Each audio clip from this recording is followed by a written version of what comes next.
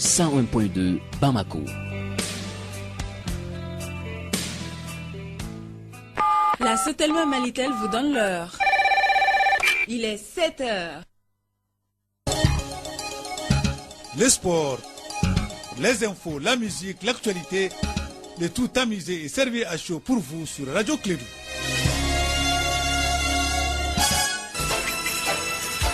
Radio Clédou, le journal avec Sotelma Malitel. Oui, avec la Sotelma Malitel, vous avez le journal de Radio Clédou. Moi, je m'appelle Abdoulaye Andan. Je vous dis bonjour et bienvenue. Nous sommes aujourd'hui vendredi de paix et de prière. 21 juin de l'an 2019. Alors, si vous êtes musulman, croyant et pratiquant, la mosquée doit être votre lieu de fréquentation. Le Coran, votre livre, la prière, votre guide. Alors, mesdames et messieurs, le pardon doit être votre geste de tous les jours. Ce n'est pas Sekou Kone qui dira le contraire, qui sera le présentateur du journal de ce matin. Et on l'a donné le bonjour. Sekou, bienvenue, on t'a donné le vendredi, alors tu es très heureux que nous sommes. Nous allons conjuguer notre effort pour présenter le journal. Inch'Allah, sacré Abdoulaye. Bonjour à tous et bienvenue dans cette édition, la première de Clédou Info, dont voici les principaux titres. 558 civils tués entre janvier et mai 2019 et désormais près de 500 000 déplacés internes. Ce sont les dernières statistiques établies par OCHA dans les centres du Mali. Le ministère des Affaires religieuses et du culte, en partenariat avec la MINUSMA, organise depuis hier une rencontre sur la politique nationale de prévention et de lutte contre l'extrémisme violent. Il s'agira d'élaborer un guide de prêche et d'adaptation des serments religieux. Journée des réfugiés, les enfants déplacés internés du site de Dialakorobougou étaient en récréation grâce au Parlement national des enfants et l'ONG Save the Children.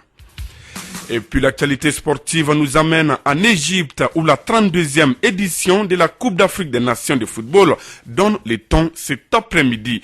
Mesdames et messieurs, c'est tout pour les titres de cette édition. Les développements dans un instant avec Sekou Kone et Abdoulaye Andan à la mise en onde.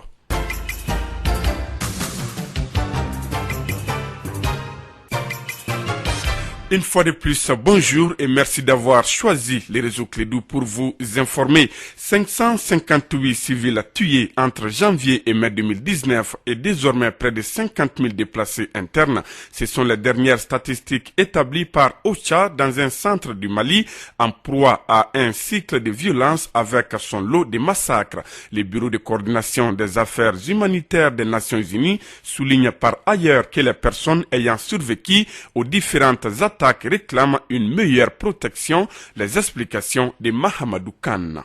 Les conséquences des conflits au centre, ajoutées aux besoins humanitaires en raison de la période de soudure agricole actuelle, ont augmenté le nombre de personnes ayant besoin d'une assistance d'urgence, alerte OCHA. Selon les analyses du cadre harmonisé de mars 2018, c'est environ 1 million de personnes qui sont menacées d'insécurité alimentaire dans les centres du Mali. Koulongo, Ogosagou, Sobanouda et désormais Yoro et Gangafani, les violences dans la région de Mopti ont provoqué une crise humanitaire avec un seuil alarmant et sans précédent.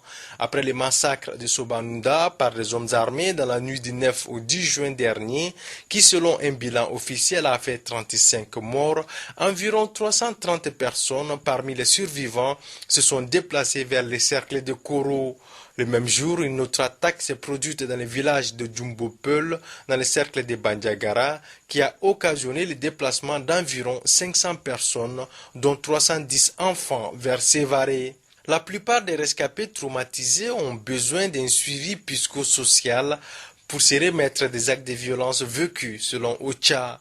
Soins de santé, vivres, bien non alimentaires, des habits, des ustensiles de cuisine, des kits de dignité, des couchettes, de l'eau potable et des produits d'hygiène et d'assainissement ainsi que des abris ont été identifiés par les autorités maliennes et les partenaires humanitaires comme les besoins prioritaires des rescapés et des personnes déplacées à la suite des évaluations rapides menées dans les localités affectées. Pour l'heure, les personnes blessées sont prises en charge sur les plans médical et alimentaire dans les structures sanitaires par l'État avec l'appui des partenaires humanitaires tels que l'OMS, l'UNICEF, COPI et les PAM. Le gouvernement a en outre mobilisé 5 tonnes de vivres pour les rescapés et les personnes déplacées internes de Sobanunda. Le Bureau de coordination des affaires humanitaires des Nations Unies signale par ailleurs que les ressources financières disponibles restent très limitées face aux besoins humanitaires. Seulement 22% des 296 millions de dollars recherchés à travers l'appel des fonds humanitaires pour 2019 sont mobilisés à ce jour. Merci Mahamadou Khan. Les parajuridismes au Mali, l'évaluation de la construction d'une justice par le bas, c'est le thème d'une rencontre de 3 jours qui a débuté ce mercredi à la faculté des droits privés de Bamako. Il s'agit pour l'USAID à travers Mali Justice Project et ses partenaires de renforcer les compétences des participants sur la question. Nous vous proposons d'écouter Ibrahim Kourechi, coordinateur national de la clinique juridique d'Emesso. Il est au micro de Mahamadou Khan. Bon, c'est comme c'est la démocratie. On a dit que la démocratie, c'est le pouvoir du peuple et par le peuple. Comment on peut seulement, à travers un ministère de la Justice, nommer des procureurs, des magistrats qui vont s'asseoir dans des bureaux, attendre les gens qui ont des problèmes. Et dans un langage qui n'est pas connu, des personnes qui sont censées être servies par le ministère de la Justice. Donc il fallait trouver un mécanisme pour que ceux qui viennent de là haut vers le bas puissent retrouver aussi un mouvement du bas vers le haut. Et pour nous, il n'y a pas de développement de la justice sans que le Malien lambda qui est à la base ne connaisse pas ses droits et ses devoirs et sente le besoin de recourir au service de la justice. C'est pourquoi nous avons vu l'approche parajuridique, pour que les communautés eux-mêmes connaissent leurs droits, sachent comment face à un problème il faut agir. Donc c'est en cela qu'ils pourront venir devant les cours et tribunaux. Donc les juges auront du travail, sinon ça ne va pas aller. Donc c'est pourquoi on dit de bas en haut pour que vraiment il y ait un changement. Sinon depuis 1960 c'était de bas en haut, ça n'a pas marché. Notre attente c'est de voir le regard critique des universitaires parce que nous faisons des formations. Or le meilleur centre de formation c'est l'université. Est-ce que nos approches de formation sont appropriées? Est-ce que nos techniques de formation sont appropriées? Nos techniques d'animation sont appropriées? Est-ce que nos stratégies d'intervention sont appropriées? Sinon, comment les améliorer? Ibrahim Kourechi, coordinateur national de la clinique juridique d'Emesso, au micro de Mahamadou Khan. Clédou Info, première édition. Rencontre sur la politique nationale de prévention et de lutte contre l'extrémisme violent. Elle vise à élaborer un guide de prêche et d'adaptation des sermons religieux. La table ronde a regroupé les différents acteurs religieux du Mali. Elle est organisée par le ministère des Affaires religieuses et du culte en partenariat avec la MINUSMA. Notre reporter Arunaba a suivi la cérémonie d'ouverture pour Clédou Info. Lors des travaux, les acteurs religieux vont tenter de fournir un guide de travail mais aussi des références pour la prévention de l'extrémisme violent. Il s'inscrit dans le cadre du plan d'action 2018-2020 du projet d'appui pour la mise en œuvre de la politique nationale de prévention et de lutte contre l'extrémisme violent et le terrorisme. Cheikh Nad Deteba Kamisoko est le coordinateur de l'organe central. C'est un document d'information qui permettra aux citoyens de notre pays d'avoir une idée des attitudes qui sied dans un pays qui est en train de perdre ses repères. Que Dieu nous éloigne de cette dérive parce que notre pays a une réputation qui n'est pas celle qui est en train de sointer. Il faudrait que nous demeurions ce que tous nos voisins, tous nos contacts et toutes les personnes qui ont eu à travailler au Mali et avec les Maliens disent du Mali.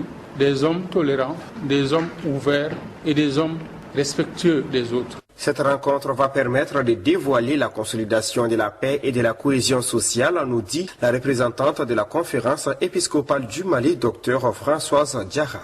Que tu sois chrétien, musulman ou autre, tu es un citoyen malien avant tout. Et ce guide de prêche paraît être très important pour nous aujourd'hui. Parce que le combat que ces terroristes mènent est un combat idéologique, dans le sens religieux. Alors, pour combattre cette idéologie, il faut que nous-mêmes, nous aussi, on applique les mêmes armes, si je parle d'armes, mais des armes idéologiques. Dans ses propos, le chef de cabinet du ministère des Affaires religieuses et du culte, Bakary Kourouma, évoque des solutions multidimensionnelles pour répondre aux exigences de l'extrémisme violent et du terrorisme. Mais ce que nous connaissons aujourd'hui, c'est tout à fait nouveau par rapport à nos habitudes. Et quand il y a des phénomènes nouveaux, il faut s'adapter, adapter les discours, adapter l'arsenal juridique, adapter tout ce qu'il nous faut. La fin des travaux de l'élaboration du guide des prêches et d'adaptation des sermons religieux est prévue ce vendredi 21 juin 2019.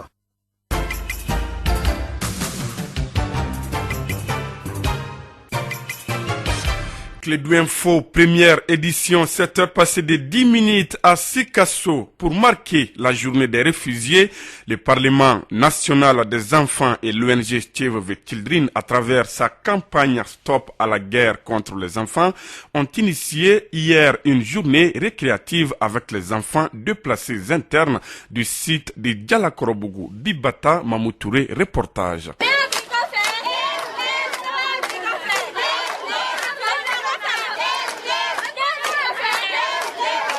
C'était surtout des moments de loisirs, de partage d'expériences entre ces enfants intensement touchés par les conflits armés et le Parlement national des enfants.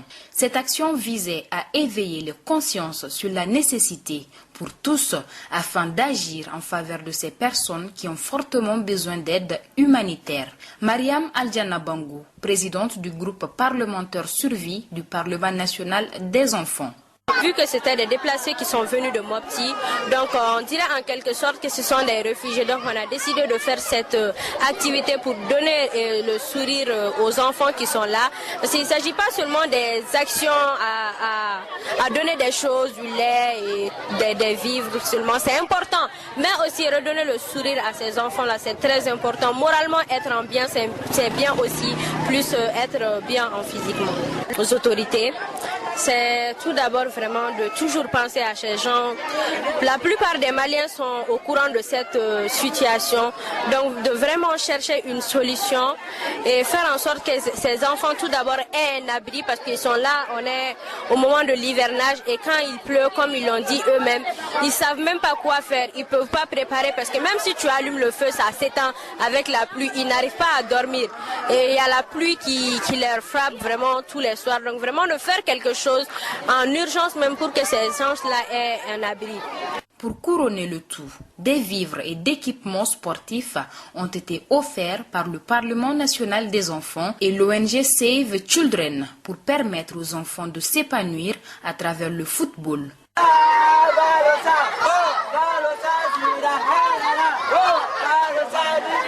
Reportage de Bibata Mamoutouré. Le Mali prépare son 5e recensement général de la population et de l'habitat RGPH 5. L'information a été donnée ce jeudi lors d'une rencontre avec la presse à la Maison de la Presse. Ce 5e recensement a pour objectif de contribuer à l'amélioration de la connaissance de la situation démographique, sociale et économique du pays. Écoutons Aruna Sougane, il est le directeur général de l'Institut national de la statistique au micro d'Étienne Niaré. Comme vous le savez, c'est une opération qui va demander à ce que les agents se rendent dans toutes les localités, dans tous les foyers pour collecter l'information. Donc il est bon que la population comprenne non seulement leur rôle, pour savoir que c'est une opération purement statistique, ça n'a pas d'objectif fiscal. Bon, la cartographie, la phase de terrain de la cartographie a commencé le lundi 17 et nous comptons sur un délai de 10 à 12 mois pour cette opération sur toute l'étendue du territoire national. Et après, en novembre 2020, Inch'Allah, nous allons faire le dénombrement qui va continuer juste pour un mois. C'est de porte en porte, effectivement. C'est-à-dire, du premier abord, les agents vont se rendre dans les mairies pour actualiser la liste des localités. Mais après, ils vont se rendre dans toutes les localités du pays et vraiment dans toutes les concessions aussi du pays pour dénombrer l'effectif de la population. Donc, l'appel que j'ai à lancer à la population, c'est qu'ils nous aident d'abord à les compter. Qu'ils sachent aussi que notre objectif, c'est de pouvoir disposer des données fiables et à jour pour aider non seulement à la prise de décision, mais aussi aider à l'élaboration, aussi de la mise en œuvre et à l'évaluation même des différentes politiques et stratégies de développement, non seulement mise en place par le gouvernement, mais aussi par les partenaires techniques et financiers. Donc l'appel que je les lance vraiment, c'est non seulement bien accueillir les agents et les fournir des bonnes informations.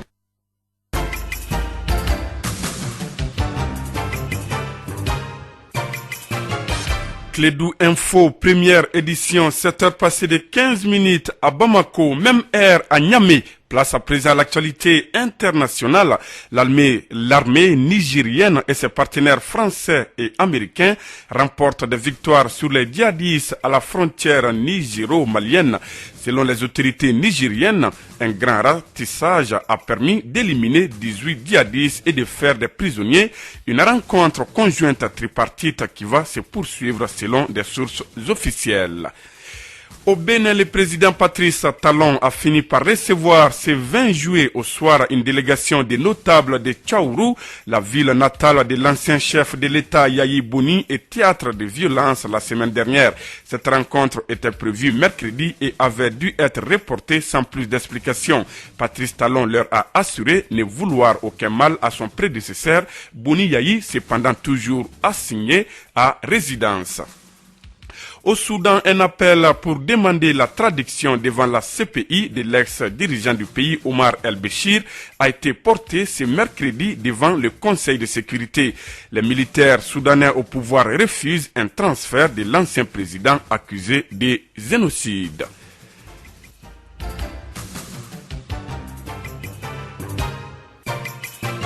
Retour à l'actualité nationale. Deux responsables du comité exécutif d'Orange, Orange Monde Midol, ont effectué une visite au Mali. Ils sont porteurs de projets intitulé Orange Digital Center. Ce projet prévu pour fin 2019 consiste à apprendre aux jeunes qui ont les nouveaux bacs ou pas les systèmes de codage. D'autres projets sont en cours comme Orange Fab pour permettre aux jeunes talents de développer leur business et d'avoir accès à des sources de financement. Écoutons Moussa Sako, le directeur de communication d'Orange Mali, au micro de Mariam Kamara. Alors aujourd'hui, nous avons eu l'honneur de recevoir M. Aloun Ndiaye, accompagné de la directrice des ressources humaines du groupe Orange. Ces deux personnalités sont des membres du comité exécutif de Orange Monde même. Et aujourd'hui, ils sont venus au Mali rendre visite au personnel et rendre visite aux autorités aussi. Le directeur général Aloun Ndiaye a fait quand même quelques annonces très intéressantes pour le Mali, notamment la création de Orange Digital Center. D'ici la fin de l'année. Donc c'est quelque chose qui sera fait très vite. Orange Digital Center, c'est quoi? C'est d'abord une école de codage gratuite. Ça veut dire que nous allons former chaque 6 mois des dizaines de jeunes Maliens gratuitement au métier du codage, au développement informatique. Et dans tous les pays où nous avons monté ce genre d'école, nous avons remarqué que 95% des étudiants obtiennent un travail immédiatement après la formation. Et nous sommes conscients au Mali que les problématiques de formation sont énormes. Et cela est la contribution essentielle d'Orange Mali. Et c'est ouvert à tous les Maliens, qu'ils soient à Kidal, qu'ils soient à Bamako, qu'ils soient à Kaï. C'est ouvert vraiment à tous les Maliens. 7 heures passées de 17 minutes. Sport, football. Les coups d'envoi de la 32e édition de la Coupe d'Afrique des Nations 2019 sera donné ce vendredi 21 juin 2019 en Égypte. Pour une grande première, 24 équipes tenteront de succéder au Cameroun, vainqueur du trophée en 2017. Les matchs d'ouverture de cette Coupe d'Afrique des Nations se déroulera au stade international de Caire et oppose les pays organisateurs, l'Égypte, finaliste de la CAN en 2017, au Zimbabwe. Ce sera à 20h temps universel. Nous reviendrons largement sur cette 32e édition de la Coupe d'Afrique des Nations dans le journal des sports à partir de 7h50. Mesdames et messieurs, c'est sur cette note sportive que se referme cette première édition de Clédou Info. Merci à vous de l'avoir suivi. Présentation Sekou Kone, mise en onde Abdoulaye Andandji Teya. Restez branchés sur la radio Clédou. Dans un instant, votre chronique Elect avec Bakary Sissé. Radio Clédou, le journal avec Sotelma Malitel.